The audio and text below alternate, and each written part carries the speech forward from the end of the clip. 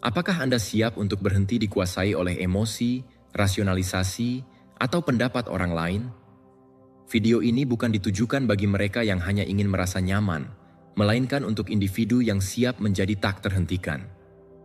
Hari ini, kita tidak akan membahas motivasi yang kosong.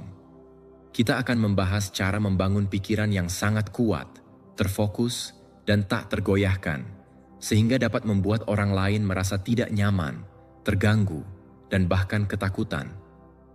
Ketika Anda menjadi seseorang yang tidak lagi membutuhkan validasi dari orang lain, yang bertindak dengan disiplin meski di tengah kekacauan, yang tidak menyerah atau membenarkan diri, orang lain akan memperhatikannya. Beberapa mungkin mengagumi, tetapi yang lain mungkin merasa terancam. Bersiaplah, karena setelah ini, cara berpikir Anda akan berubah. Anda akan berpikir dengan lebih kuat. Sebelum kita mulai, saya mengundang Anda untuk menuliskan di kolom komentar kalimat ini.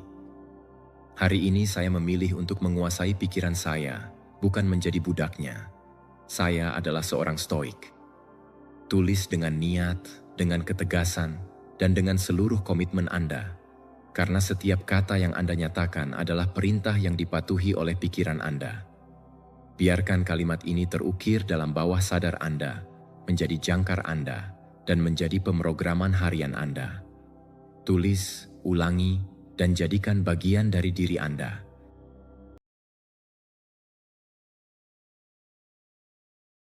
Pertama, kita akan membahas pikiran sebagai alat kekuatan. Pikiran Anda adalah medan pertempuran Anda. Bukan apa yang terjadi di luar yang menentukan nasib Anda, tetapi apa yang Anda putuskan untuk lakukan dengan apa yang terjadi di dalam diri Anda. Kebanyakan orang hidup dengan bereaksi, membiarkan emosi menarik mereka layaknya daun di angin. Namun, Anda tidak di sini untuk dibawa, Anda di sini untuk belajar menggunakan pikiran Anda sebagai alat kekuatan terbesar Anda. Setiap pikiran yang Anda pilih untuk dipegang, setiap dorongan yang Anda putuskan untuk tidak diikuti, dan setiap emosi yang Anda pilih untuk dipahami alih-alih dikendalikan olehnya, itu adalah kekuatan sejati. Banyak orang menghabiskan hidup mereka berusaha untuk menjadi kuat secara fisik, percaya bahwa jika tubuh mereka tahan, maka segalanya akan baik-baik saja. Namun, yang benar-benar menopang hidup Anda bukanlah otot Anda, melainkan fokus Anda, kemampuan Anda untuk terus maju meskipun segala sesuatu tampak runtuh. Tidak peduli berapa kali Anda jatuh, yang penting adalah seberapa cepat pikiran Anda memutuskan untuk bangkit kembali. Tubuh mengikuti pikiran, dan jika pikiran Anda hancur, segala sesuatu yang lain juga akan runtuh. Anda tidak membutuhkan hidup yang mudah. Anda membutuhkan pikiran yang kuat, sebab kehidupan tidak akan memberi Anda waktu istirahat. Masalah, kekecewaan, dan kehilangan akan datang. Tetapi jika Anda memperkuat diri Anda dari dalam, jika Anda menjadikan keheningan sebagai perisai dan disiplin sebagai pedang Anda, tidak ada yang dapat menghentikan Anda. Seorang pejuang sejati bukanlah yang berteriak paling keras, melainkan yang menguasai pikirannya ketika kekacauan mencoba menguasainya. Pertempuran terbesar terjadi di dalam pikiran, dan itu bukan sekadar pidato yang indah. Itu adalah realitas yang telah diulang oleh para bijak selama berabad-abad. Stoicisme, sebuah filosofi kuno, mengajarkannya dalam intinya. Bukan apa yang terjadi, tetapi bagaimana Anda menafsirkannya. Para Stoik tidak mencari untuk menghindari rasa sakit, tetapi untuk belajar menghadapinya dengan kejelasan, kebijaksanaan, dan kontrol. Jika Anda menguasai pikiran Anda, segala sesuatu yang lain menjadi dapat dikelola. Bagaimana cara melatih pikiran yang kuat? Sama seperti otot, setiap hari Anda harus memberinya perlawanan. Anda harus mengatakan tidak pada yang mudah dan ya pada yang benar. Secara sadar, Anda harus memilih pikiran Anda, mengamati emosi Anda tanpa membiarkan diri Anda terseret olehnya, dan bertindak dari alasan, bukan dari reaksi. Ini membutuhkan keberanian, konsistensi, dan yang terpenting, tanggung jawab atas proses Anda. Mulailah hari ini. Ketika pikiran negatif muncul, jangan beri makan. Lihat, tantang, dan gantikan. Ketika Anda merasa ingin menyerah, ingatkan diri Anda mengapa Anda memulai. Ketika sesuatu menarik Anda dari pusat Anda, bernapaslah, tunggu, dan kemudian bertindak dengan niat. Jangan menjadi budak dari dorongan Anda. Jadilah pemilik keputusan Anda. Ini bukan tentang menjadi sempurna.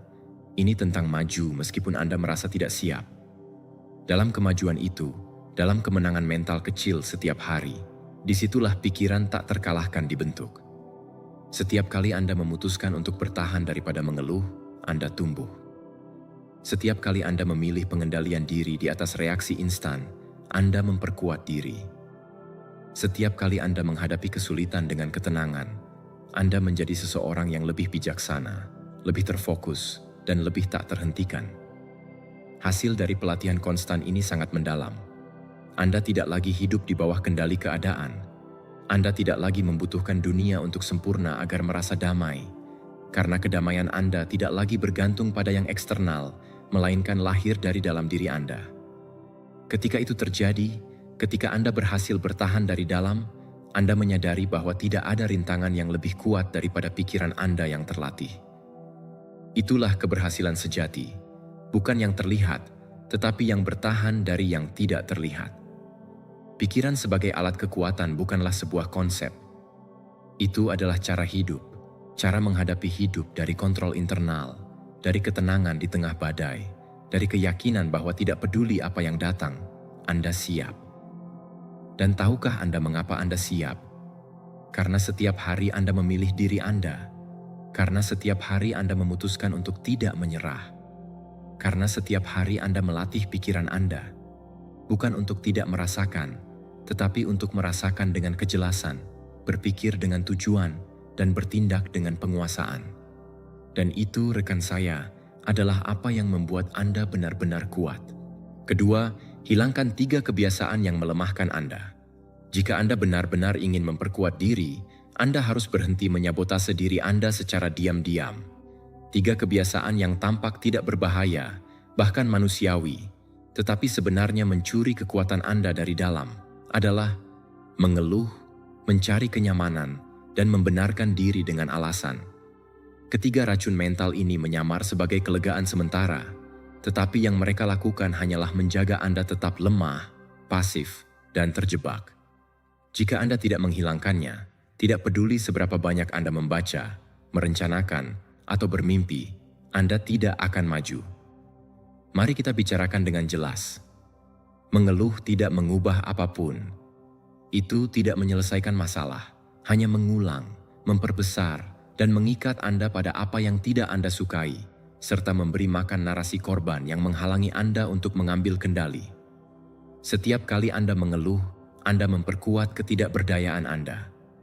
Anda memberitahu pikiran Anda, ini di luar kendali saya. Pikiran mempercayainya, terbiasa, dan menetap di sana. Namun, Anda tidak di sini untuk hidup terikat pada apa yang tidak dapat Anda kendalikan. Anda di sini untuk bertindak, untuk bertransformasi. Anda memiliki kekuatan untuk memutuskan siapa yang ingin Anda jadi terlepas dari keadaan. Selanjutnya, mari kita bahas kenyamanan, keinginan konstan, agar segalanya mudah, lembut, dan menyenangkan. Dorongan untuk menghindari usaha, untuk menunda hal-hal yang sulit, dan untuk tidak merasa tidak nyaman. Saya mengerti, otak mencari yang akrab dan menyenangkan, tetapi apa yang membuat Anda tumbuh tidak akan pernah nyaman. Setiap kemajuan yang Anda buat dalam hidup Anda memerlukan ketidaknyamanan. Belajar, berubah, beradaptasi, dan melepaskan. Jika Anda menghindari ketidaknyamanan, Anda menghindari pertumbuhan. Jika Anda selalu mencari untuk merasa baik, Anda tidak akan pernah benar-benar kuat, karena kekuatan tidak dibangun di tempat yang semuanya mudah. Kekuatan dibangun dalam ketahanan, usaha, dan ketidaknyamanan. Kemudian, ada alasan yang menyamar sebagai logika, tetapi sebenarnya adalah ketakutan yang disamarkan. Saya tidak punya waktu. Saya tidak punya sumber daya. Ini bukan waktunya. Saya memang seperti ini. Semua frasa itu yang Anda ulangi berulang kali untuk membenarkan mengapa Anda tidak melakukan apa yang Anda tahu harus dilakukan. Apa kesamaan dari semua alasan ini?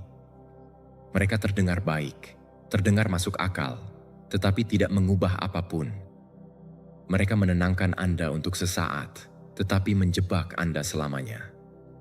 Hidup dengan alasan adalah hidup tanpa tanggung jawab, dan tanpa tanggung jawab tidak ada kekuatan pribadi. Anda tidak dapat memiliki keduanya. Lalu, apa yang harus dilakukan? Setiap kali Anda mendengar diri Anda mengeluh, berhenti.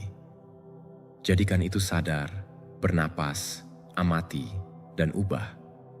Jangan beri makan narasi itu. Bicaralah untuk mencari solusi, bukan untuk mengulangi masalah. Ketika Anda merasakan dorongan untuk mencari jalan keluar yang mudah, lakukan sebaliknya. Dekati yang tidak nyaman, lakukan yang sulit terlebih dahulu. Latih pikiran Anda untuk bertahan, bukan untuk menyerah. Dan ketika alasan muncul, hadapilah dengan kejujuran brutal. Tanyakan pada diri Anda, apakah ini alasan atau alasan? Apakah saya membenarkan ketakutan saya atau menghadapi kenyataan saya? Setiap kali Anda memutuskan untuk tidak mengeluh, Anda memperkuat pikiran Anda.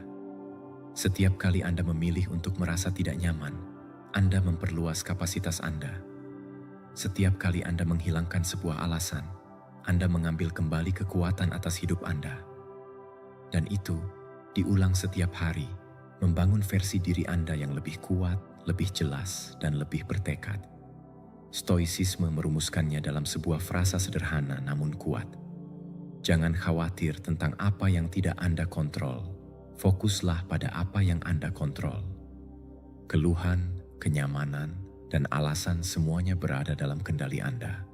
Anda dapat menghentikannya, Anda dapat menggantinya, Anda dapat memutuskan untuk tidak hidup di bawah bayang-bayangnya.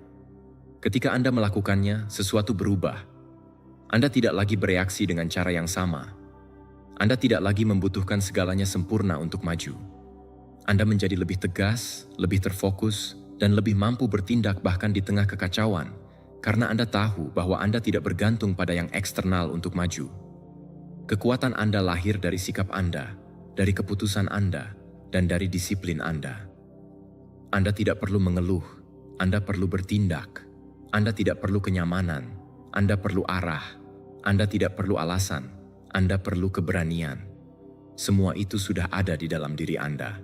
Anda hanya perlu memutuskan untuk menghilangkan apa yang melemahkan Anda, agar apa yang menguatkan Anda mulai tumbuh. Disitulah transformasi nyata Anda dimulai.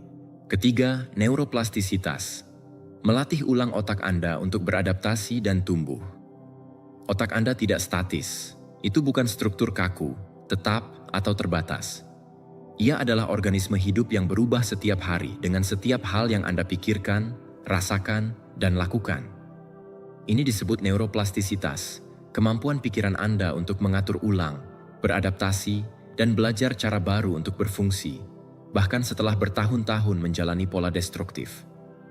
Ini berarti Anda tidak terkutuk untuk terus menjadi orang yang Anda dulu.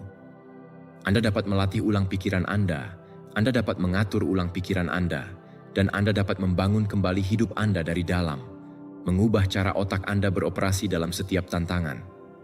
Masalahnya adalah banyak orang tidak menyadarinya. Mereka percaya bahwa mereka dilahirkan dengan pikiran yang cemas, pikiran negatif, atau pikiran yang lemah, dan mereka menerimanya sebagai vonis. Namun ilmu saraf telah menunjukkan bahwa tidak demikian. Setiap pikiran yang diulang adalah instruksi yang Anda berikan kepada otak Anda. Setiap kali Anda memilih untuk bereaksi dengan tenang, Anda memperkuat sirkuit saraf baru. Setiap kali Anda memilih untuk belajar sesuatu yang sulit alih-alih mengalihkan perhatian, Anda memperluas kapasitas kognitif Anda. Setiap kali Anda menghadapi apa yang Anda takuti alih-alih menghindarinya, Anda melatih pikiran Anda untuk tumbuh, bukan mundur. Apa yang perlu Anda pahami adalah, pikiran Anda tidak menguat dengan menghindari stres, tetapi dengan belajar mengelolanya. Stres yang terkontrol, sukarela, dan dikelola dengan sadar adalah gym untuk otak Anda. Itu memperluasnya, menjadikannya lebih fleksibel, lebih tahan, dan lebih kuat. Namun, jika semua yang Anda lakukan adalah melarikan diri dari usaha, menghilangkan diri dengan gangguan, atau mengulangi kebiasaan mental yang sama berulang kali, yang Anda lakukan hanyalah melumpuhkan kapasitas Anda untuk beradaptasi. Anda sedang mengajarkan pikiran Anda untuk menyerah. Bagaimana Anda menerapkannya dalam kehidupan sehari-hari? Dengan perlahan-lahan mengekspos diri Anda pada hal-hal yang menantang pikiran Anda. Pelajari sesuatu yang baru setiap minggu, tidak hanya sebagai kewajiban, tetapi sebagai latihan perluasan. Bacalah topik yang belum Anda pahami, bicaralah dengan orang-orang yang berpikir berbeda dari Anda, lakukan hal-hal yang tidak nyaman dengan niat. Latih konsentrasi dengan meditasi, atau cukup dengan mengurangi kebisingan mental. Yang terpenting, setiap kali sesuatu membuat Anda frustrasi atau memicu reaksi emosional otomatis, berhenti. Jangan bereaksi secara otomatis. Amati, bernapas, pikirkan dengan cara yang berbeda, dan reaksi dengan cara yang berbeda. Jeda sadar itu adalah momen tepat di mana neuroplastisitas terjadi. Ini bukan tentang menjadi mesin. Ini tentang mengambil kembali kekuatan keputusan Anda atas apa yang terjadi di dalam diri Anda. Semakin Anda secara sadar memilih bagaimana berpikir dan bagaimana bertindak, semakin Anda membentuk pikiran Anda untuk keuntungan Anda. Dan itu memiliki konsekuensi nyata. Anda meningkatkan memori, fokus, dan kecerdasan emosional Anda. Anda beradaptasi lebih cepat dengan perubahan, mengelola stres dengan lebih efektif, dan mulai membangun versi diri Anda yang tidak bergantung pada keadaan, tetapi pada kemampuan Anda untuk beradaptasi dengan mereka. Stoicisme, meskipun tidak menggunakan istilah neuroplastisitas, telah membicarakan hal yang sama lebih dari 2000 tahun yang lalu. Epictetus menyatakan, bukanlah hal-hal yang mengganggu kita. Pendapat kita tentang mereka bisa diubah, dilatih ulang, dan diatur ulang. Mereka mengajarkan bahwa Anda bisa membentuk pikiran Anda untuk menahan beban apapun, mengatasi rintangan apapun, dan hidup dengan tujuan, terlepas dari apa yang eksternal. Itu adalah neuroplastisitas spiritual. Kemampuan untuk membentuk pikiran yang tak terkalahkan melalui pengulangan sadar dari pemikiran yang berbudi luhur dan tindakan yang disengaja. Disinilah semuanya bersatu. Ilmu pengetahuan dan kebijaksanaan kuno mengarah ke arah yang sama. Anda bisa berubah. Anda tidak rusak. Anda sedang dalam proses. Otak Anda bukanlah penghalang. Itu adalah alat. Tetapi alat itu memerlukan pelatihan, arah, dan tujuan. Jika Anda terus mengulangi hal yang sama, Anda akan mendapatkan hasil yang sama. Namun, jika Anda mulai hari ini untuk melatih pikiran Anda seperti Anda melatih tubuh Anda, dengan disiplin, kesabaran, dan usaha yang sadar, hasilnya akan tak terhindarkan. Seiring waktu, Anda akan melihat bahwa Anda tidak lagi bereaksi dengan cara yang sama. Di mana sebelumnya ada kecemasan, sekarang ada kejelasan. Di mana sebelumnya ada ketakutan, sekarang ada fokus. Dan di mana sebelumnya Anda merasa terlampaui, sekarang Anda memiliki penguasaan. Itu bukan sihir. Itu adalah plastisitas neuron. Keempat, bersikap proaktif dan mengambil kendali atas hidup Anda. Jika Anda menunggu agar segala sesuatunya berubah dengan sendirinya, Anda akan menunggu seumur hidup. Tidak ada yang berubah jika Anda tidak berubah. Tidak ada yang membaik jika Anda tidak membaik. Bersikap proaktif bukan hanya sikap, tetapi pernyataan kekuatan. Ini adalah pernyataan kepada hidup. Saya tidak akan hanya duduk menunggu, karena kenyataannya adalah bahwa kesempatan tidak datang kepada mereka yang menyilangkan tangan, tetapi kepada mereka yang mengambil langkah pertama tanpa jaminan. Jika Anda tetap diam menunggu saat yang sempurna, Anda hanya akan melihat hari-hari berlalu, karena saat ideal itu tidak pernah datang. Dan semakin Anda menunggu, semakin kuat kelumpuhan Anda. Mengambil kendali atas hidup Anda dimulai dengan memahami sesuatu yang sangat sederhana. Anda mungkin tidak dapat mengendalikan apa yang terjadi, tetapi Anda selalu dapat mengendalikan bagaimana Anda merespons. Itulah inti dari mentalitas yang kuat. Ini bukan tentang segalanya berjalan dengan baik. Ini tentang tidak berhenti ketika sesuatu berjalan buruk. Mereka yang menunggu agar kondisi eksternal sempurna sebelum bertindak sudah kalah, karena dunia tidak akan pernah sepenuhnya mendukung. Namun, Anda bisa belajar bergerak dengan apa yang Anda miliki, dari tempat Anda berada, dan dengan apa yang Anda tahu. Studi psikologis mengonfirmasi bahwa orang-orang yang proaktif dan membuat keputusan secara inisiatif, bukan karena kewajiban eksternal, melaporkan tingkat kepuasan pribadi dan kesejahteraan emosional yang lebih tinggi. Mengapa?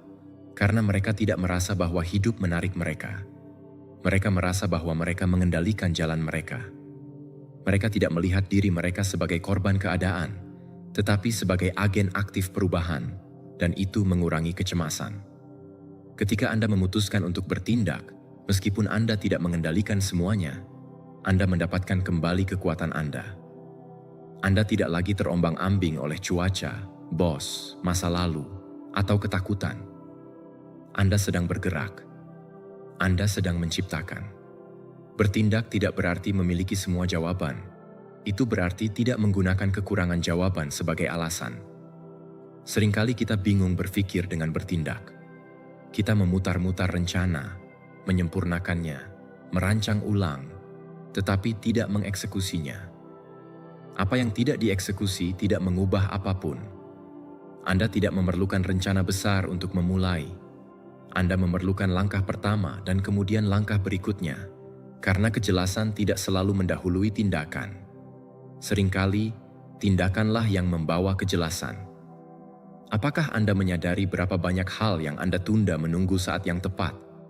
Berapa kali Anda menunda keputusan, percakapan, atau perubahan karena itu bukan waktunya? Kenyataannya adalah bahwa satu-satunya waktu yang Anda miliki adalah sekarang. Jika Anda terus menunggu kondisi ideal, Anda akan terus mengumpulkan frustrasi. Namun, jika Anda memutuskan untuk memulai hari ini, tidak peduli seberapa kecil langkahnya, Anda sudah menang karena Anda mengirimkan sinyal kepada pikiran Anda. Saya mengambil kendali. Mulailah dengan apa yang Anda bisa. Anda tidak perlu berlari. Anda hanya perlu bergerak.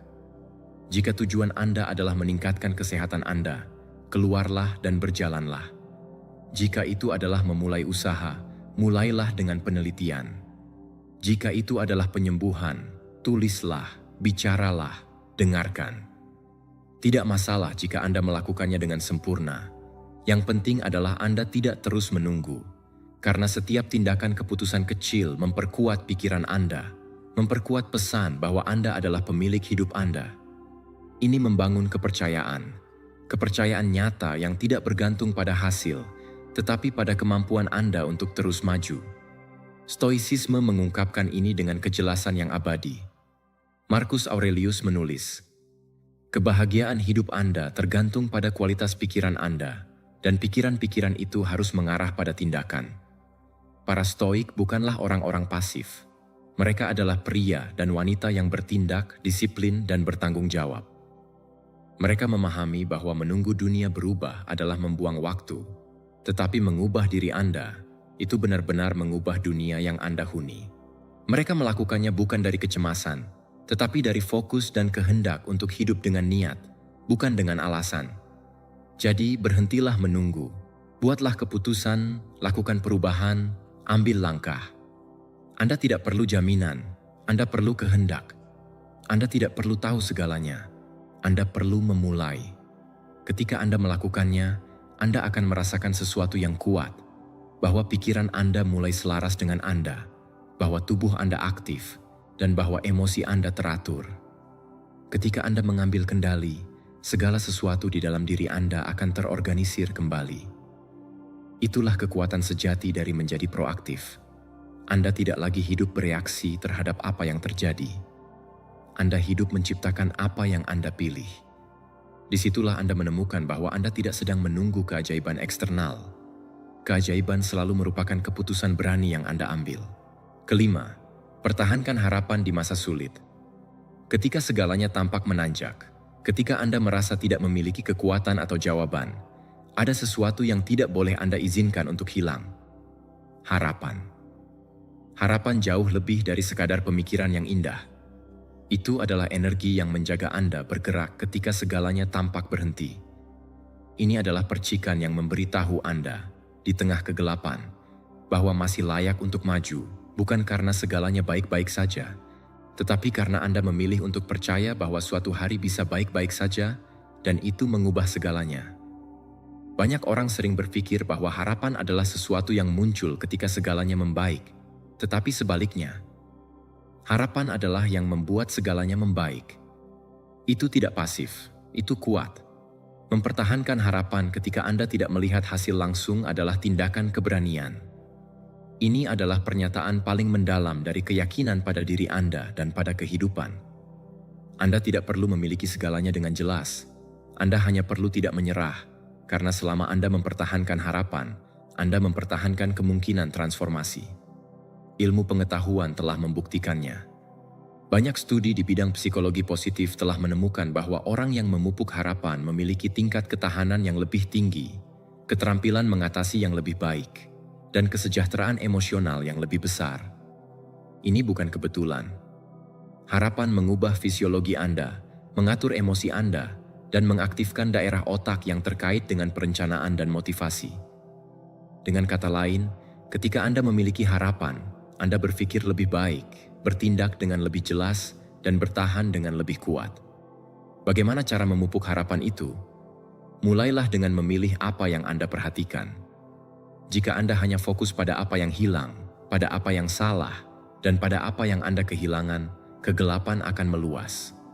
Namun, jika Anda mengarahkan pandangan Anda pada apa yang masih Anda miliki, pada apa yang telah Anda atasi, dan pada apa yang dapat Anda bangun, cahaya mulai muncul.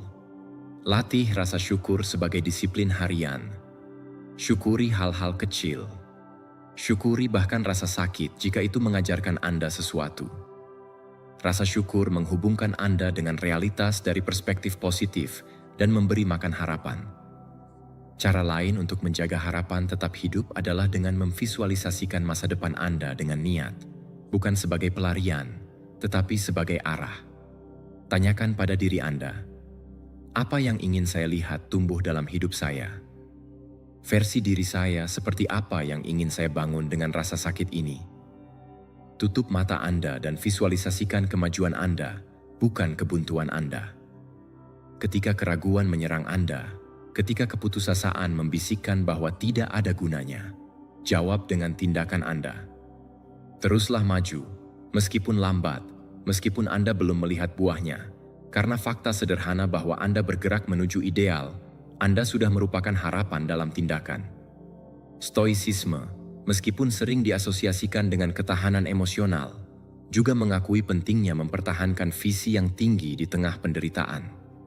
Epictetus berkata, "Jangan mencari agar segala sesuatu terjadi seperti yang Anda inginkan. Inginkan agar segala sesuatu terjadi seperti yang terjadi, dan hidup Anda akan baik." Penerimaan itu bukanlah penyerahan diri. Itu adalah kekuatan, dan kekuatan tersebut memberi makan harapan. Ketika Anda memahami bahwa segala sesuatu yang Anda jalani dapat menjadi bagian dari pertumbuhan Anda, bahkan yang paling sulit pun menjadi bermakna. Di mana ada makna, ada arah, dan di mana ada arah, ada harapan. Jangan bingungkan harapan dengan ilusi kosong. Ilusi menunggu tanpa bertindak. Harapan dipadukan dengan usaha. Oleh karena itu, ketika Anda melewati masa sulit, jangan mengurung diri. Jangan mengisolasi diri. Kelilingi diri Anda dengan kata-kata yang membangkitkan semangat, dengan orang-orang yang mendengarkan Anda, dan dengan kebiasaan yang mendorong Anda. Jaga pikiran Anda seperti Anda menjaga tubuh Anda. Apa yang Anda konsumsi pada tingkat mental sama pentingnya dengan apa yang Anda makan. Penuhi ruang Anda dengan konten yang mengingatkan Anda akan nilai, kemampuan, dan kemungkinan Anda untuk bangkit kembali. Yang terpenting, jangan kehilangan pandangan tentang siapa Anda dalam proses ini. Meskipun Anda mungkin belum melihat hasil yang Anda inginkan, setiap hari Anda memilih untuk bangkit. Setiap keputusan yang Anda ambil untuk tidak menyerah adalah kemenangan. Setiap hari Anda bangkit dan terus maju dengan keyakinan di tengah ketidakpastian, Anda sudah menang. Anda tidak terjebak. Anda sedang membangun, Anda sedang bertahan, dan Anda sedang berevolusi. Meskipun Anda tidak menyadarinya sekarang, itu sedang membentuk Anda dari dalam. Karena pada akhirnya, ini bukan hanya tentang keluar dari terowongan. Ini adalah tentang siapa Anda menjadi saat berjalan melaluinya. Keenam, Kerendahan hati dan kerentanan, jalan menuju koneksi. Kekuatan sejati tidak lahir dari berpura-pura bahwa segalanya di bawah kendali, tetapi dari menerima dengan jujur bahwa tidak selalu demikian. Kerendahan hati dan kerentanan bukanlah tanda kelemahan. Mereka adalah jembatan menuju koneksi yang lebih dalam, otentik, dan bermakna dengan orang lain. Kita hidup dalam budaya yang menghargai kemandirian, yang mendorong kita untuk selalu menunjukkan diri kita kuat, tak terkalahkan, dan tak tergoyahkan. Namun, itu tidak nyata, dan yang lebih penting, itu tidak perlu. Ketika Anda memberi diri Anda izin untuk menjadi rentan, Anda tidak sedang hancur, Anda sedang terbuka. Ketika Anda terbuka, Anda terhubung. Menerima bahwa Anda tidak bisa melakukannya sendiri bukanlah penyerahan. Itu adalah pengakuan bahwa kita semua membutuhkan dukungan, pemahaman, dan kebersamaan di suatu titik dalam perjalanan. Kerendahan hati bukanlah merendahkan diri atau bersembunyi. Itu adalah memahami bahwa Anda tidak tahu segalanya, bahwa Anda bisa gagal, dan bahwa Anda bisa meminta bantuan tanpa kehilangan nilai. Bahkan, meminta bantuan bisa menjadi salah satu cara paling kuat untuk menunjukkan bahwa Anda mempercayai diri sendiri, karena dibutuhkan keberanian untuk berkata, "Saya tidak bisa melakukan ini sendiri." Keberanian itu menghasilkan rasa hormat, empati, dan kepercayaan. Ketika Anda melepaskan topeng, Anda memungkinkan orang lain untuk mendekat dengan tulus. Mempraktikkan kerentanan dimulai dengan memberi diri Anda izin untuk jujur pada diri sendiri. Jangan sembunyikan emosi Anda, jangan menyangkal luka Anda, dan jangan berpura-pura tidak ada yang terjadi ketika di dalam diri Anda sedang berjuang. Bicaralah, tulislah, dekati seseorang, bukan dengan niat agar mereka menyelesaikan hidup Anda, tetapi dengan keterbukaan untuk berbagi kemanusiaan Anda. Ketika Anda menunjukkan diri Anda sebagai manusia, Anda memberi izin kepada orang lain untuk melakukan hal yang sama. Di ruang itu lahir koneksi yang nyata, bukan dalam kesuksesan yang sempurna, tetapi dalam bekas luka yang dibagikan. Mengakui batasan Anda tidak membuat Anda kurang, itu membuat Anda lebih sadar, dan kesadaran adalah langkah pertama menuju transformasi. Kerendahan hati memungkinkan Anda untuk belajar, berkembang, dan tumbuh. Itu membebaskan Anda dari tekanan untuk selalu membuktikan sesuatu. Ketika Anda tidak lagi perlu membuktikan bahwa Anda kuat, Anda dapat mulai melakukannya dengan sungguh-sungguh. Karena kekuatan tidak terletak pada menyembunyikan kebenaran, tetapi pada menghadapinya dengan keterbukaan. Dalam saat-saat sulit, kerentanan menjadi jalan untuk membangun sesuatu yang lebih besar dari diri Anda. Mungkin Anda tidak dapat menyelesaikan semuanya, tetapi Anda dapat mengundang orang lain untuk berjalan bersama Anda. Jaringan yang terbentuk, komunitas yang dibangun dari kebenaran yang dibagikan, adalah salah satu sumber ketahanan yang paling kuat. Kesepian mengeras koneksi yang sehat. Dari perspektif psikologi, kita tahu bahwa orang yang mempraktikkan kerentanan emosional dan memberi diri mereka izin untuk meminta dukungan memiliki kesejahteraan psikologis yang lebih tinggi. Mereka merasa lebih dipahami, lebih didampingi, dan kurang terasing. Ilmu pengetahuan mendukungnya.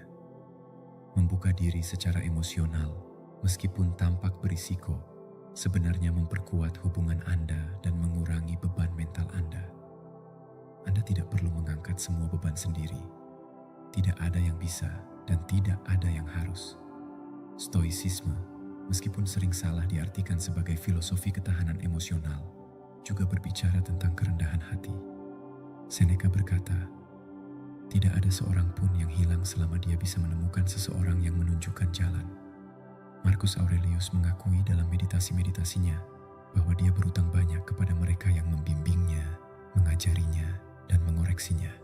Para Stoik tahu bahwa kita bukanlah pulau. Orang bijak bukanlah yang mengurung diri dalam dirinya sendiri, tetapi yang mengakui saling ketergantungan dengan dunia. Kebijaksanaan sejati lahir dari mengetahui kapan harus bertindak dengan tegas dan kapan harus membuka diri dengan kerendahan hati. Anda tidak perlu memiliki semua jawaban.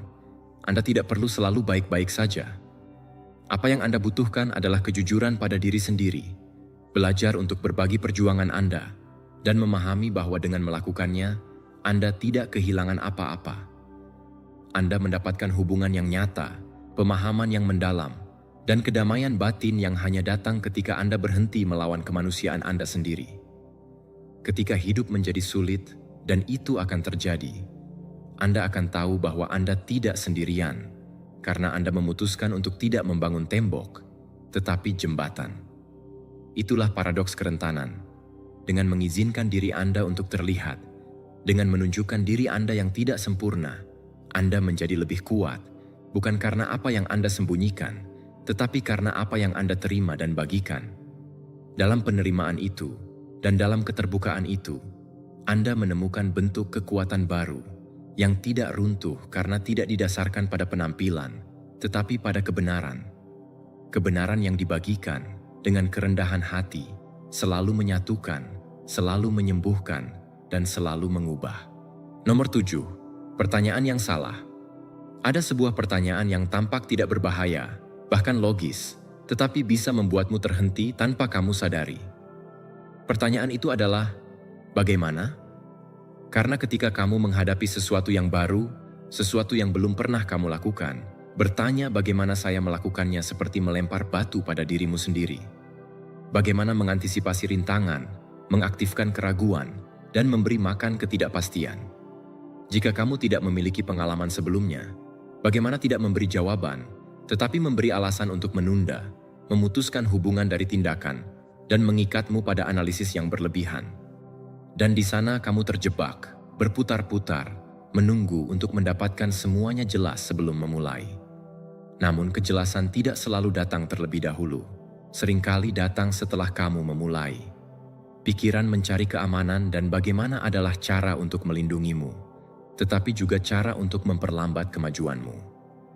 Karena jika kamu perlu menjamin setiap langkah sebelum bergerak, kamu tidak akan pernah bergerak.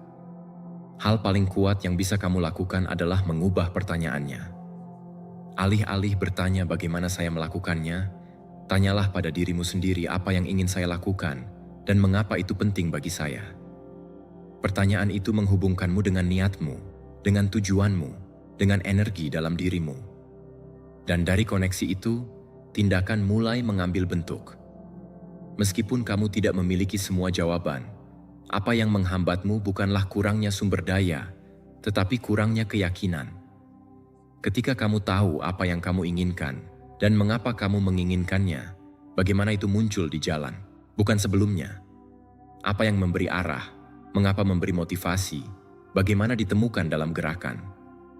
Tetapi jika kamu membalikkan urutan itu, kamu akan dipenuhi dengan ketakutan, perfeksionisme, argumen logis untuk tidak bertindak. Jadi, jika kamu menunggu untuk mengetahui bagaimana untuk memulai, kamu sedang hidup terbalik.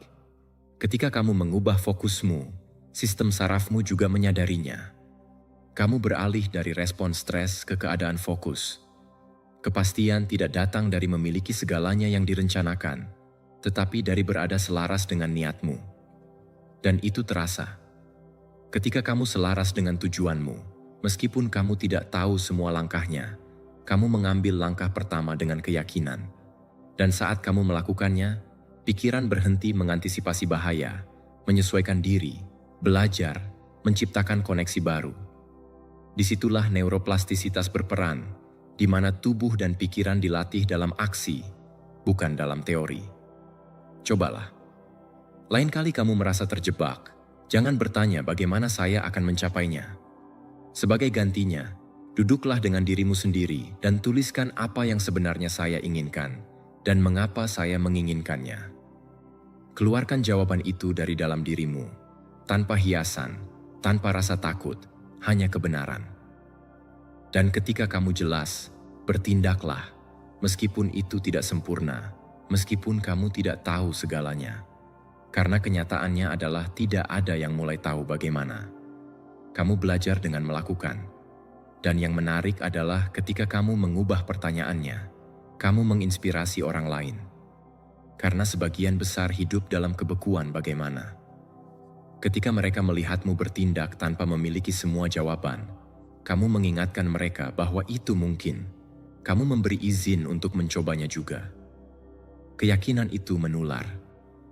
Dan yang paling mengesankan adalah bahwa sumber daya, ide, peluang, jalan muncul setelah kamu mulai, tetapi hanya setelahnya. Stoicisme, meskipun tidak berbicara tentang neuroilmu, sudah mengajarkannya dengan kuat. Marcus Aurelius menulis bahwa kita tidak boleh terganggu oleh ketidakpastian, tetapi fokus pada apa yang tergantung pada kita sekarang. Bagi para Stoik, yang penting adalah tindakan yang disengaja, kejelasan internal, dan keselarasan dengan tujuan. Mereka tidak kehilangan energi dengan menanyakan jalan yang belum ada. Mereka berjalan terlebih dahulu, percaya bahwa dengan melakukannya, jalan akan terungkap. Dan mereka benar. Kamu tidak perlu bagaimana, kamu perlu kejelasan dalam apa dan semangat dalam mengapa. Itulah formula, karena tindakan lahir dari komitmen, bukan dari perencanaan yang sempurna.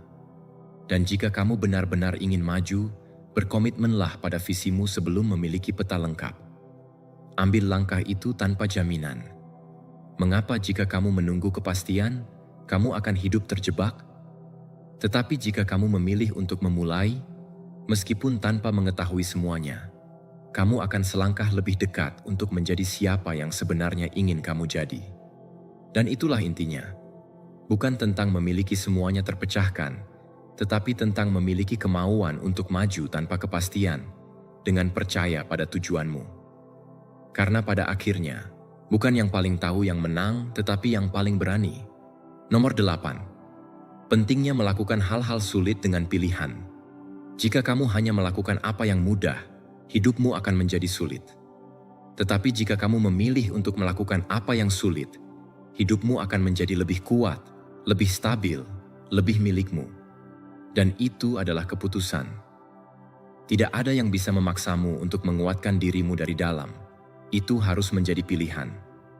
Memilih yang tidak nyaman, memilih yang menantang, memilih yang dihindari orang lain, karena disitulah, tepat di sana, kekuatan sejati dibentuk. Jangan tunggu hidup memukulmu untuk melatih pikiranmu.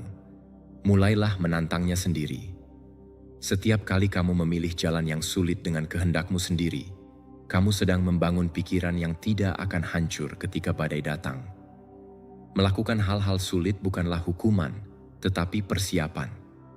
Setiap pagi ketika kamu bangun ketika kamu tidak ingin, setiap latihan yang kamu lakukan ketika kamu tidak memiliki energi, setiap percakapan tidak nyaman yang kamu hadapi tanpa melarikan diri, kamu sedang memperluas kapasitas ketahananmu. Dan itu tidak hanya membuatmu lebih disiplin, itu membuatmu bebas, karena kamu tidak lagi bergantung pada perasaan baik untuk melakukan yang benar.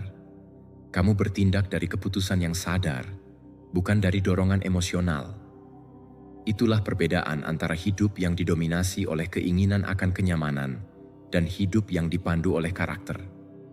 Sebagian besar menunggu untuk termotivasi untuk bertindak, tetapi kamu tidak.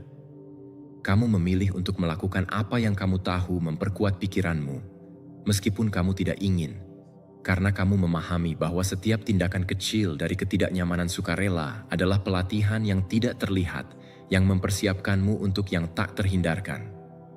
Karena ya, hidup akan mengujimu. Itu bukan kemungkinan, itu kepastian. Dan ketika itu terjadi, kamu tidak akan bergetar. Kamu akan siap, karena kamu sudah berada di sana. Karena kamu sudah memilih untuk melatih diri dalam api sebelum api menemukanmu. Menerapkannya lebih sederhana dari yang kamu kira. Kamu tidak perlu melakukan prestasi besar, hanya konsistensi. Mulailah dengan melakukan setiap hari sesuatu yang menantang kenyamananmu. Bangun lebih awal, keluar untuk berlari ketika kamu tidak ingin. Matikan ponsel dan duduk dalam keheningan dengan dirimu sendiri. Katakan apa yang kamu pikirkan dengan hormat, tetapi tanpa rasa takut. Datang tepat waktu, disiplin dengan apa yang kamu janjikan. Bukan karena itu wajib, tetapi karena kamu memutuskan. Itulah kuncinya. Pilihan. Jangan tunggu kesulitan mendorongmu. Dekati dia. Jadikan yang sulit sebagai kebiasaan.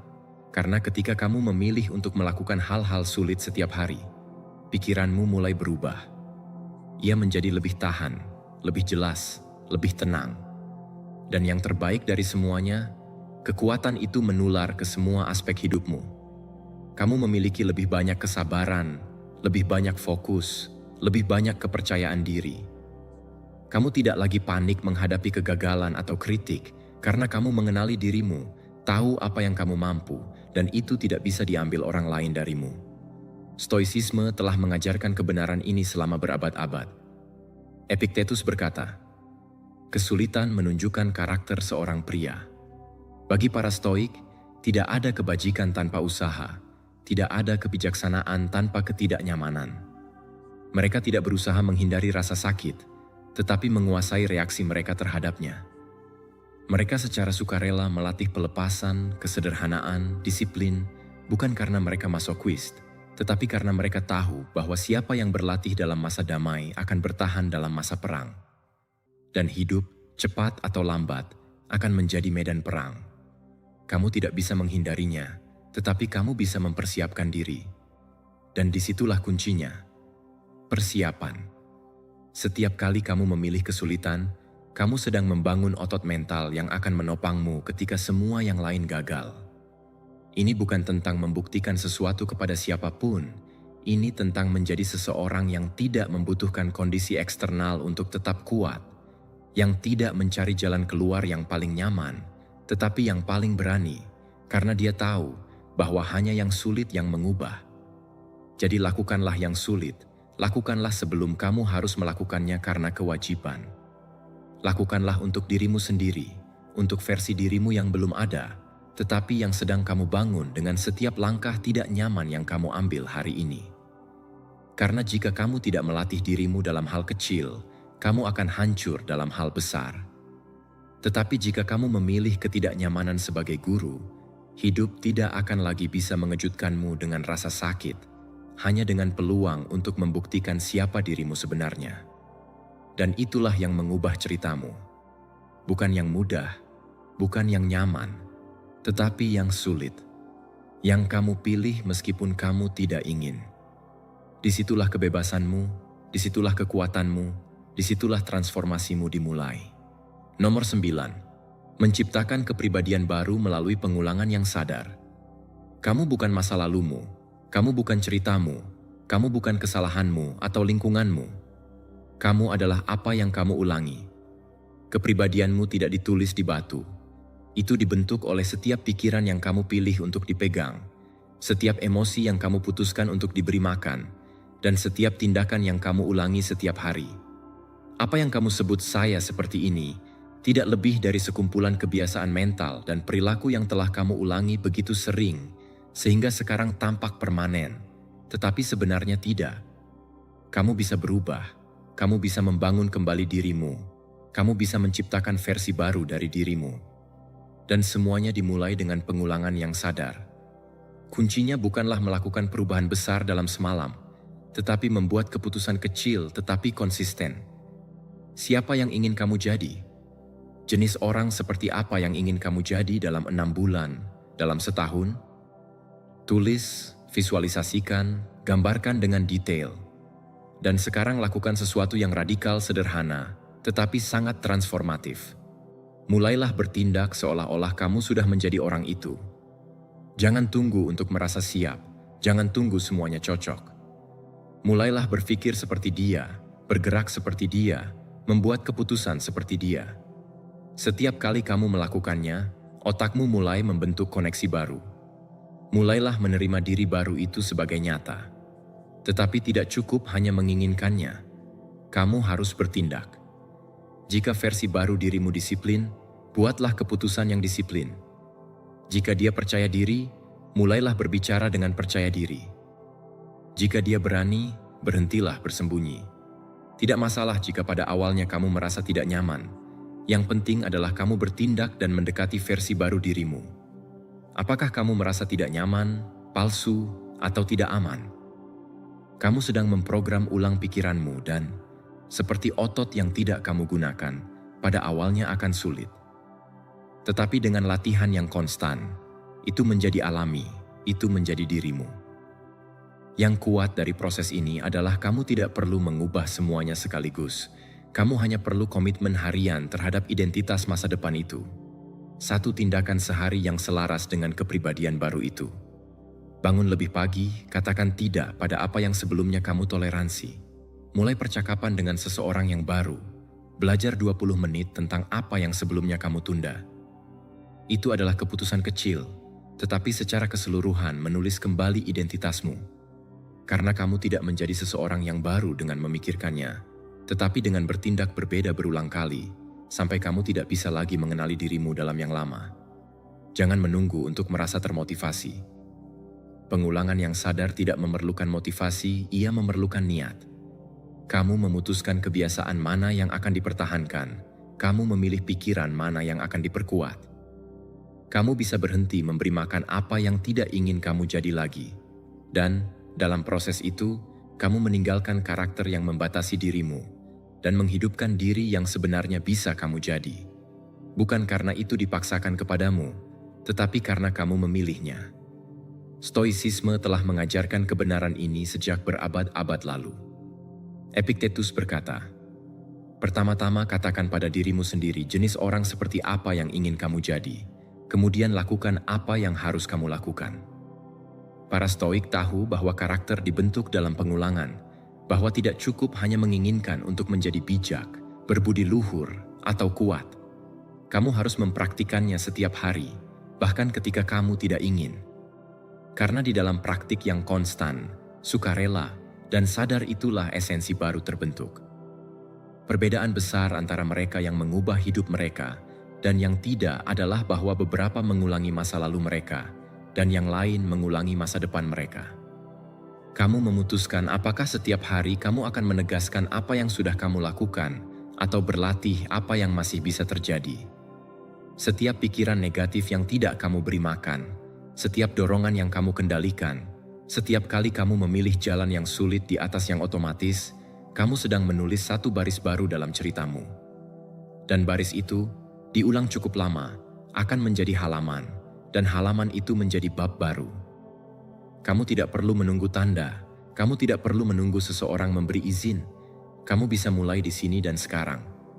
Putuskan kebiasaan mana yang tidak lagi mendefinisikanmu, putuskan ide mana yang tidak lagi menjadi milikmu dan gantilah, bukan dengan fantasi, tetapi dengan tindakan.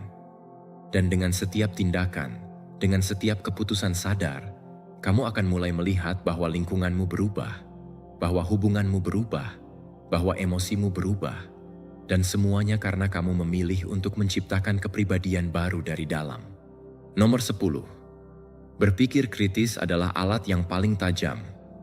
Pikiran yang kuat bukanlah yang paling keras berteriak, bukan yang paling tahu, bukan yang paling mengumpulkan informasi, melainkan yang berpikir untuk dirinya sendiri, yang tidak menelan ide apapun tanpa terlebih dahulu memeriksanya, tanpa terlebih dahulu menyaringnya, tanpa terlebih dahulu bertanya, apakah ini benar? Apakah ini masuk akal? Apakah ini berguna untuk saya? Berpikir kritis adalah alat paling tajam yang bisa kamu miliki jika ingin hidup dengan kebebasan mental, emosional, dan spiritual. Karena tanpa berpikir kritis, kamu berada di bawah kendali apa yang dipikirkan orang lain, apa yang dikatakan orang lain, apa yang dunia tetapkan tanpa kamu pertanyakan. Dan itu bukan hidup, itu mengulang. Memiliki pikiran kritis tidak berarti bersikap negatif. Tidak berarti tidak mempercayai segalanya atau selalu berada dalam oposisi. Itu berarti memiliki kemampuan untuk mengamati dengan mendalam, untuk membedakan dengan jelas, dan untuk memutuskan dengan niat. Itu berarti bahwa sebelum mengikuti sebuah ide, tren, keyakinan, atau emosi, kamu berhenti dan berpikir, dari mana ini berasal? Mengapa saya percaya ini? Siapa yang diuntungkan jika saya percaya ini? Apa buktinya? Karena tidak semua yang terdengar indah itu benar, dan tidak semua yang berasal dari sumber yang diakui itu bijaksana. Kebebasanmu dimulai ketika kamu berhenti menerima segalanya secara otomatis. Mempertanyakan bukanlah ancaman, itu adalah tindakan kekuatan.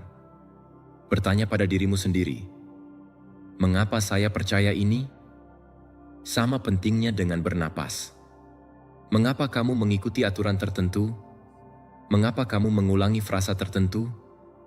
Mengapa kamu selalu bereaksi dengan cara yang sama?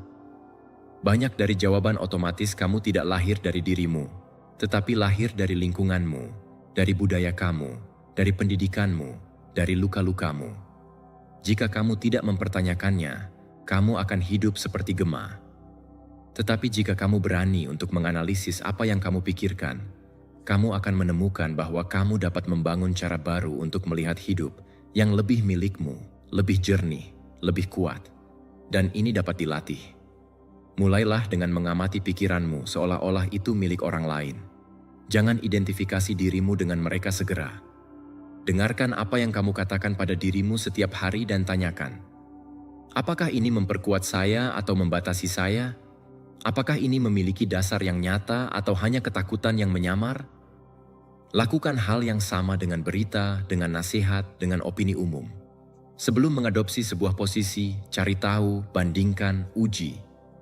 Jadikan analisis sebagai praktik harian, bukan untuk menyulitkan hidupmu, tetapi untuk memastikan bahwa apa yang kamu pegang mendukungmu. Jenis refleksi yang konstan ini memberimu kekuatan besar, kekuatan untuk tidak dimanipulasi. Karena kita hidup di dunia yang penuh suara, pesan yang kontradiktif, dan rangsangan yang dirancang untuk mempengaruhi apa yang kamu beli, apa yang kamu takuti, apa yang kamu inginkan. Tanpa berpikir kritis, kamu rentan terhadap semua itu. Tetapi dengan berpikir kritis, kamu memilih, menyaring, mengambil apa yang berguna, dan meninggalkan apa yang tidak. Kamu tidak lagi bereaksi secara impulsif, kamu bertindak dari pemahaman, dan itu membuatmu kurang dapat dimanipulasi, lebih terfokus, lebih memiliki kendali atas pikiranmu. Stoicisme sangat menghargai alasan. Marcus Aurelius, dalam meditasi-meditasinya, menekankan bahwa manusia harus dipandu oleh logika, bukan oleh emosi yang tidak terkendali. Seneca berbicara tentang memeriksa kepercayaan kita, tentang tidak menerima apa yang semua orang pikirkan hanya karena itu umum. Para Stoik tahu bahwa pikiran yang kuat tidak terbentuk hanya dengan kebijaksanaan yang dipinjam. Tetapi dengan kebijaksanaan yang dibangun, mereka mempraktikkan introspeksi harian sebagai cara untuk membersihkan pikiran, agar tidak membiarkan ide-ide orang lain mengambil alih tanpa layak. Dan itulah yang bisa kamu lakukan sekarang. Kamu tidak perlu menjadi seorang filsuf atau akademisi. Kamu hanya perlu bertanya pada dirimu lebih sering, apakah ini benar-benar milikku? Ketika kamu mengambil keputusan, lakukanlah dari refleksi, bukan dari tekanan. Ketika kamu menghadapi konflik, analisis sebelum bertindak. Ketika kamu merasa dipengaruhi oleh emosi yang kuat, berhenti, amati, pikirkan, putuskan. Jeda mental itu dapat mengubah arah harimu dan, seiring waktu, hidupmu. Hasil dari hidup dengan berpikir kritis bukan hanya membuat keputusan yang lebih baik, tetapi hidup dengan lebih integritas. Karena setiap langkah yang kamu ambil adalah milikmu. Setiap ide yang kamu pegang telah melewati api dalam dirimu. Kamu bukan gema, kamu adalah suara, dan suara itu diasah setiap hari. Bukan dengan kepastian buta, tetapi dengan pertanyaan yang berani. Karena kebijaksanaan sejati tidak terletak pada memiliki semua jawaban, tetapi pada tidak berhenti mempertanyakan. Nomor 11. Beri makan bagian terbaik dari dirimu. Segala sesuatu yang kamu beri makan tumbuh. Itulah hukum mental dan emosional yang beroperasi dalam keheningan, tetapi dengan kekuatan yang luar biasa.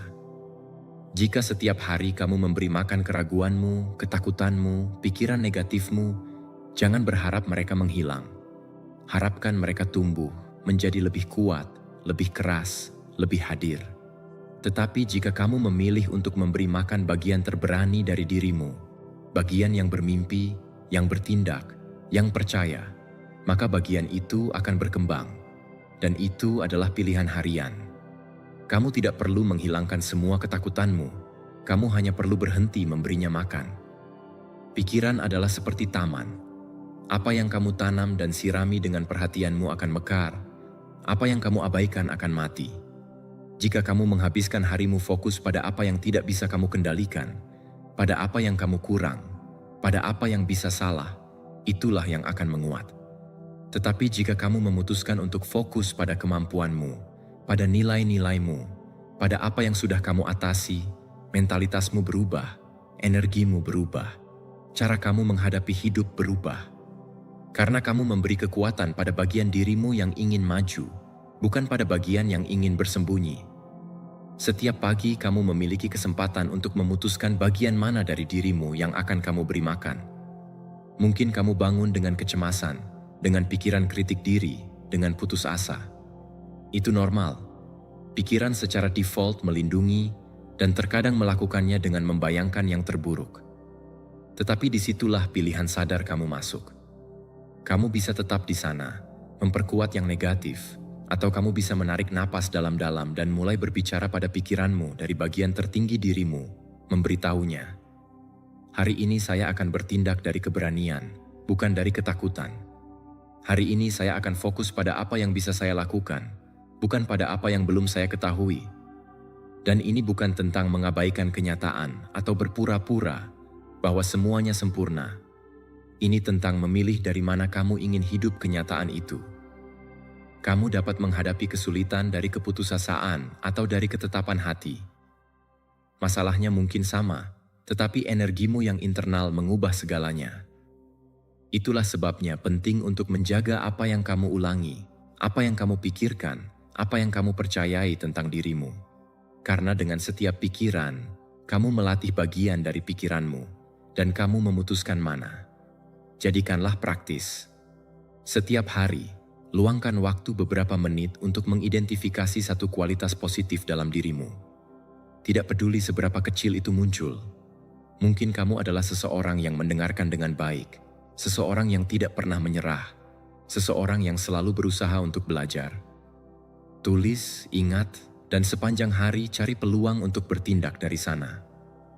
Jika kekuatanmu adalah ketekunan, jangan menyerah ketika sesuatu menjadi sulit. Jika kekuatanmu adalah empati, cari cara untuk membantu seseorang. Jika itu disiplin, tepati apa yang kamu katakan akan kamu lakukan, meskipun kamu tidak ingin. Seiring waktu, apa yang kamu lakukan secara sengaja akan menjadi alami. Memberi makan bagian terbaikmu bukanlah tindakan sekali saja. Itu adalah praktik, dan seperti semua pelatihan, itu memberikan hasil.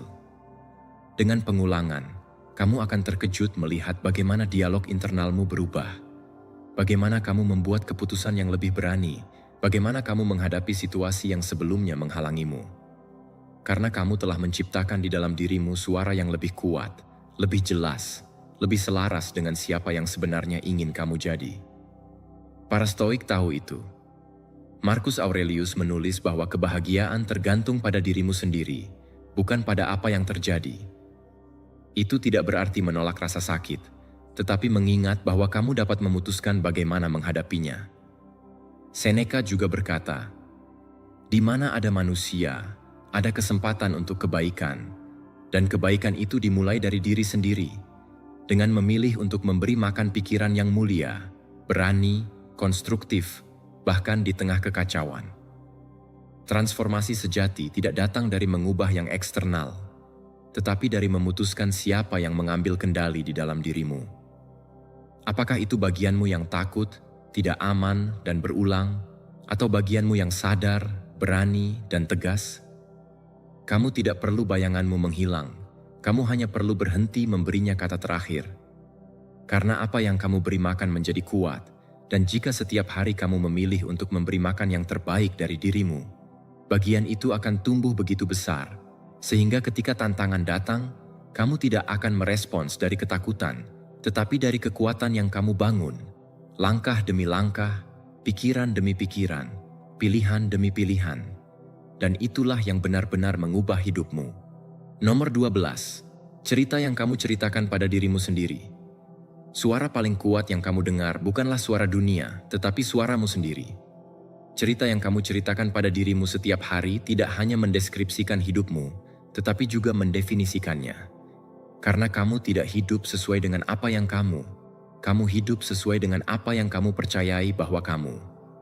Dan jika narasi yang kamu ulangi dalam pikiranmu dibangun di atas ketakutan, rasa malu, kegagalan, atau keraguan, itulah yang akan kamu alami. Bahkan jika kenyataannya berbeda. Bukan apa yang terjadi yang paling penting, tetapi makna yang kamu berikan. Dan makna itu terbentuk dari kata-kata internal, dari kalimat yang kamu katakan pada dirimu tanpa berpikir. Tetapi kamu bisa mulai memikirkannya, kamu bisa menulis ulang ceritamu. Mungkin kamu telah berkata pada dirimu hal-hal seperti, "Saya tidak baik dalam hal ini, saya selalu kesulitan, saya sudah mencobanya sebelumnya dan tidak berhasil, ini bukan untuk saya." Kalimat-kalimat yang tampak seperti kebenaran, tetapi sebenarnya adalah konstruksi. Referensi yang kamu pilih atau serap dan sekarang kamu ulangi seolah-olah itu adalah absolut.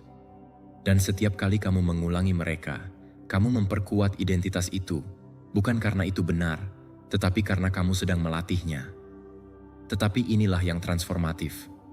Cerita itu tidaklah tetap, suara itu bisa berubah, dan ketika berubah, segalanya juga berubah.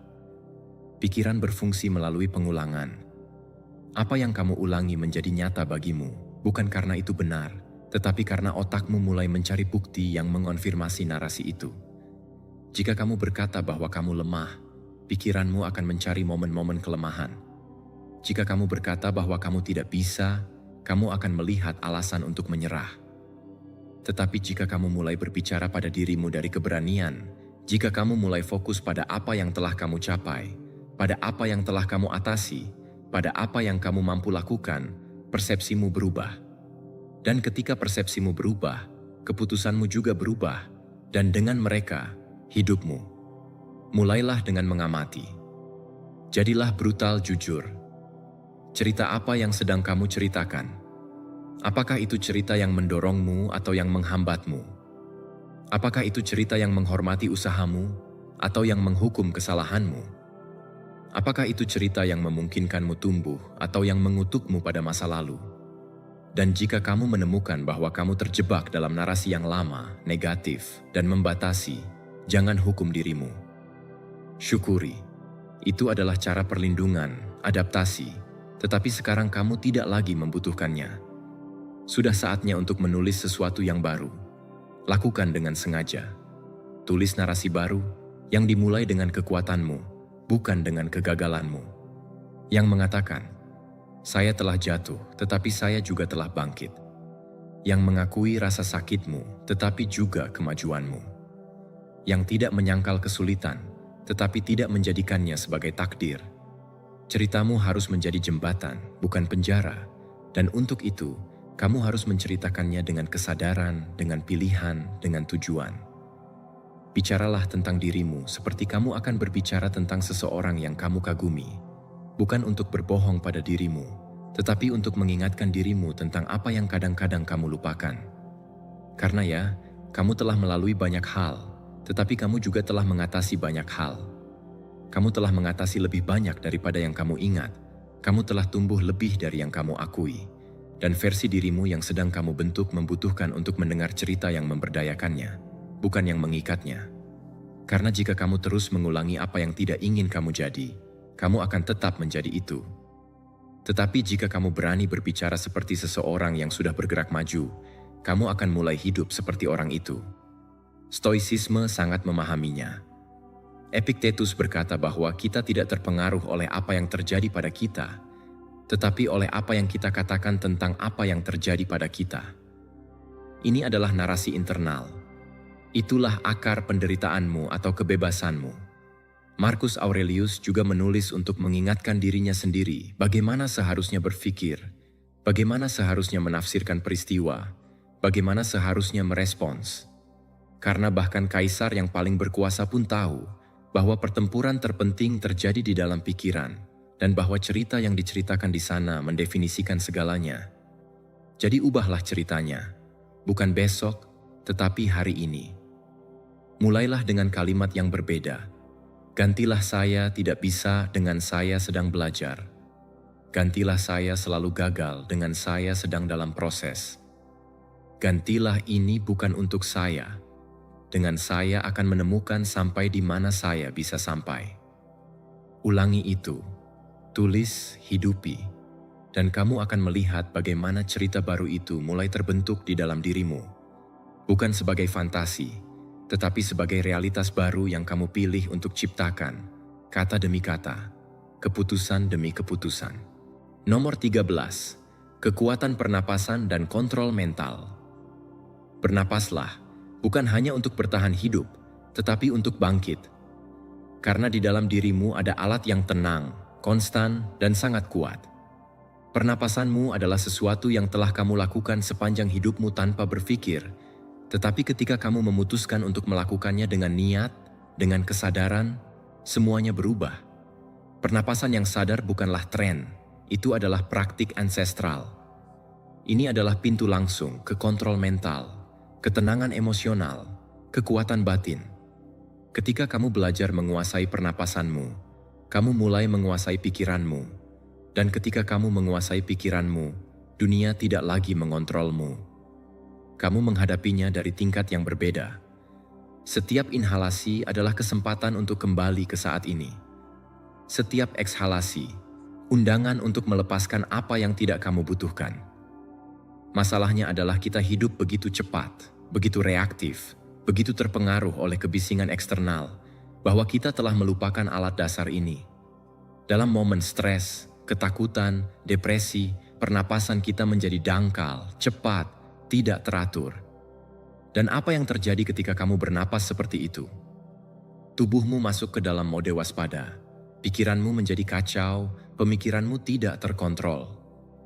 Tetapi jika pada saat yang sama kamu memutuskan untuk bernapas dalam-dalam, semuanya terorganisir kembali.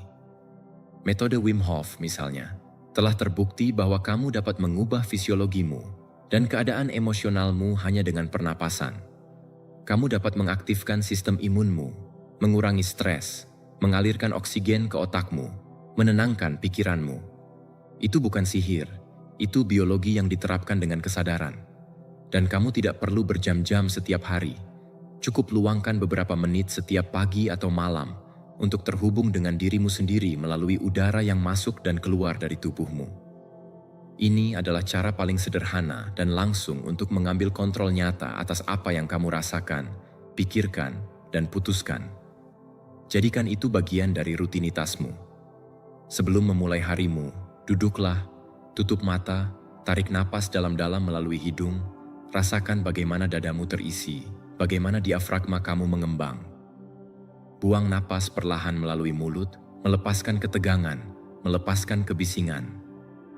Lakukan itu 10 kali, hanya itu, dan perhatikan. Pikiranmu menjadi jernih, bahumu menjadi rileks, fokusmu menjadi tajam, energimu berubah. Pada saat itu, kamu kembali ke pusatmu, dan pusat itu adalah tempat di mana kekuatanmu tinggal. Karena kontrol mental tidak dicapai dengan memaksakan pikiran positif atau mengabaikan emosi yang sulit. Itu dicapai dengan menciptakan ruang antara apa yang kamu rasakan dan bagaimana kamu merespons. Dan jeda itu, ruang itu, diciptakan oleh pernapasan yang sadar. Ketika kamu bernapas dalam-dalam, kamu memperlambat sistem saraf, mengubah mode bertahan hidup menjadi mode kehadiran, dan dari sana, segala sesuatu menjadi mungkin. Kamu memutuskan dengan lebih baik, berbicara dengan lebih jelas, bertindak dengan lebih seimbang, bukan karena dunia lebih mudah, tetapi karena kamu lebih kuat. Stoicisme, meskipun tidak berbicara langsung tentang teknik pernapasan. Seperti yang kita kenal hari ini, memahami dengan mendalam nilai pengendalian diri.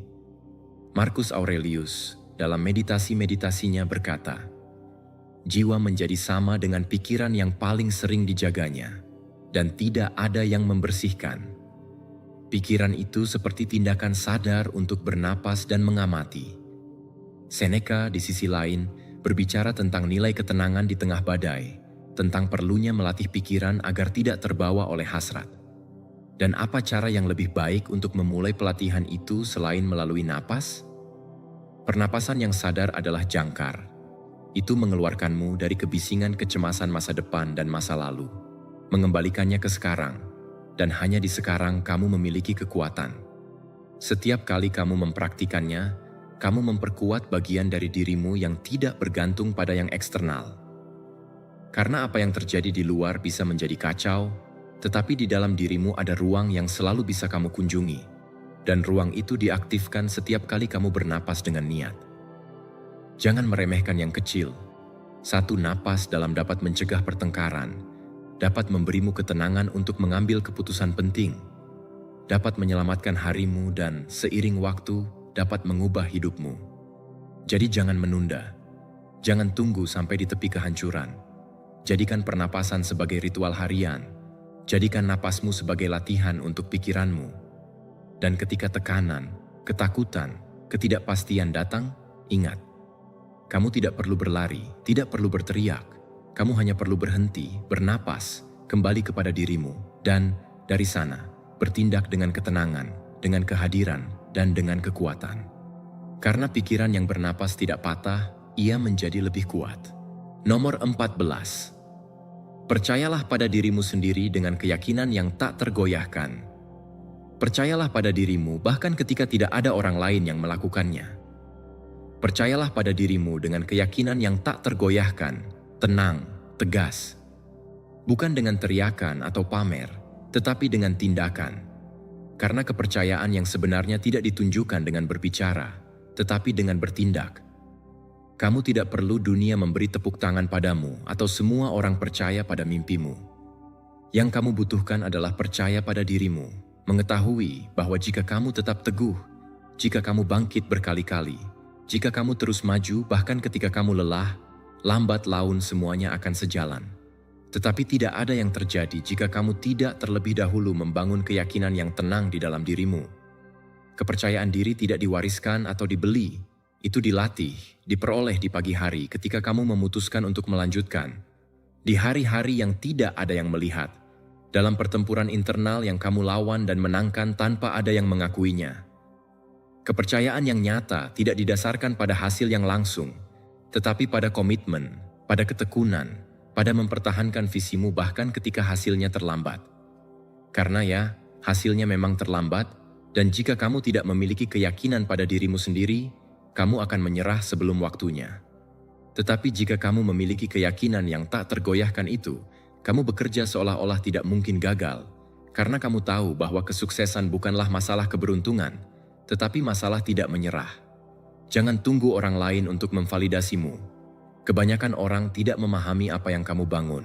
Mereka tidak melihat visimu, tidak merasakan lapar yang kamu miliki, tidak mengetahui alasanmu, dan itu tidak apa-apa. Mereka tidak wajib. Tetapi kamu wajib percaya pada dirimu. Kamu wajib menunjukkan disiplin ketika tidak ada yang melihatmu, bekerja dalam diam, memperkuat dirimu dari dalam. Karena pada hari kamu berhasil, dan kamu akan berhasil, itu tidak akan menjadi kejutan. Itu akan menjadi konsekuensi dari semua yang kamu tanam, tanpa tepuk tangan, tanpa saksi, tanpa izin.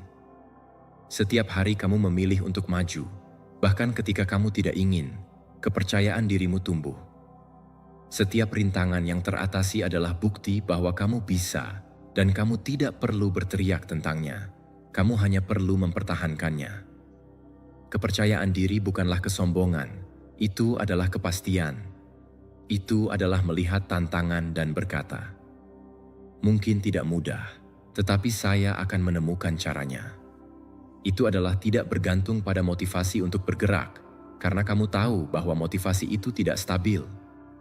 Apa yang menopangmu adalah komitmen, adalah keputusan harian untuk bertindak, seolah-olah kesuksesanmu tidak terhindarkan, karena di dalam hatimu, kamu tahu bahwa itu akan terjadi.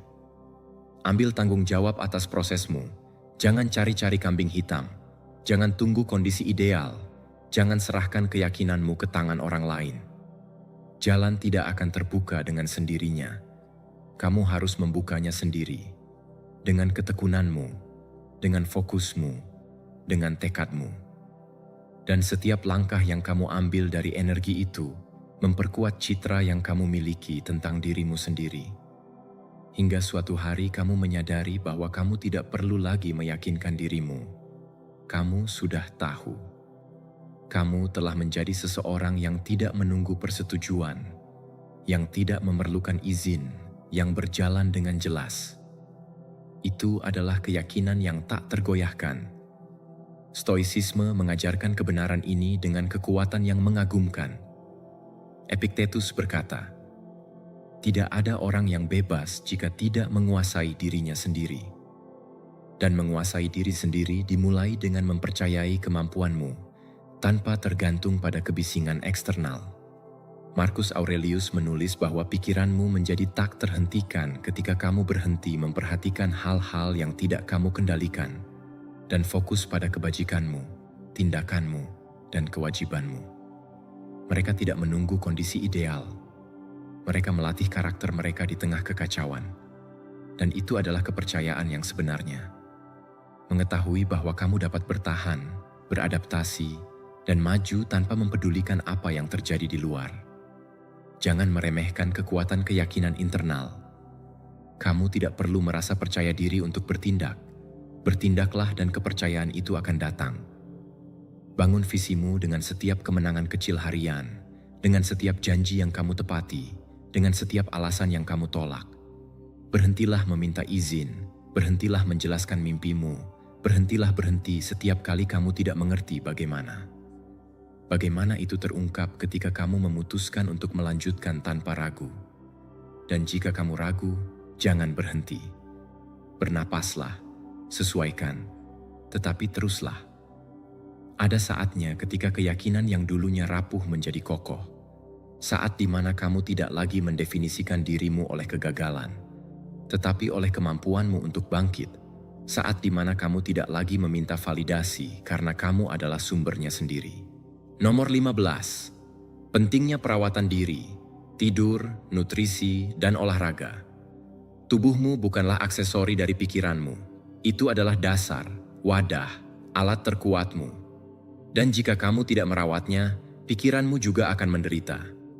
Kamu bisa memiliki sikap terbaik di dunia, tetapi jika kamu tidak tidur dengan baik, jika kamu makan dengan buruk, dan jika kamu menghabiskan harimu tanpa menggerakkan tubuhmu, kamu akan merasa lelah, mudah marah, dan bingung. Perawatan diri bukanlah kemewahan, itu adalah kebutuhan strategis. Itu bukan sesuatu yang kamu lakukan hanya ketika ada waktu. Itu adalah sesuatu yang kamu lakukan karena kamu ingin berfungsi pada tingkat maksimum. Karena kamu memahami bahwa tubuh bukanlah musuh yang harus kamu tanggung, tetapi sekutu yang mendukungmu. Tidur yang baik tidak bisa dinegosiasikan. Tidur tidak hanya memulihkan energimu, tetapi juga membersihkan pikiranmu. Saat kamu tidur, otakmu memproses emosi, mengkonsolidasikan pembelajaran, dan menghilangkan racun. Tidur kurang tidak membuatmu lebih produktif. Itu membuatmu lebih lamban, lebih tidak stabil secara emosional, dan kurang kreatif. Jika kamu ingin berpikir dengan jelas, jika kamu ingin membuat keputusan yang baik, mulailah dengan tidur. Bukan sebagai pelarian, tetapi sebagai persiapan. Ya, 8 jam tanpa layar sebelum tidur, dengan lingkungan yang tenang. Jadikan tidur sebagai ritual penghormatan terhadap kesehatan mentalmu. Nutrisi bukan hanya tentang bagaimana kamu terlihat, tetapi tentang bagaimana kamu berfungsi. Setiap hal yang kamu makan mempengaruhi energimu, konsentrasimu, dan stabilitas emosionalmu. Otak adalah organ yang mengkonsumsi banyak sumber daya. Jika kamu memberinya makanan ultraproses dengan kelebihan gula dan kekurangan nutrisi, ia akan gagal. Dan ketika otakmu gagal, segalanya goyah. Emosimu, fokusmu, kesabaranmu, kekuatan kehendakmu. Kamu tidak perlu menjadi penggemar diet. Kamu hanya perlu membuat pilihan yang lebih sadar. Lebih banyak makanan nyata, lebih banyak air, lebih sedikit sampah emosional yang menyamar sebagai makanan cepat saji. Itu adalah perawatan diri, itu adalah strategi. Dan kemudian ada olahraga, bukan untuk estetika, tetapi untuk keseimbangan. Menggerakkan tubuh setiap hari, meskipun hanya berjalan, meregangkan, atau naik tangga, adalah cara untuk membersihkan pikiranmu. Olahraga mengatur hormonmu, mengurangi stres, dan meningkatkan suasana hatimu. Itu secara harfiah adalah obat alami. Kamu tidak perlu menghabiskan berjam-jam di gym. Kamu perlu bergerak, bernapas, mengaktifkan sirkulasi, memecahkan kaku yang disebabkan oleh gaya hidup yang tidak aktif. Karena tubuh yang stagnan akan padam, dan bersamanya, pikiranmu juga akan padam. Perawatan diri bukanlah egoisme, itu adalah tanggung jawab.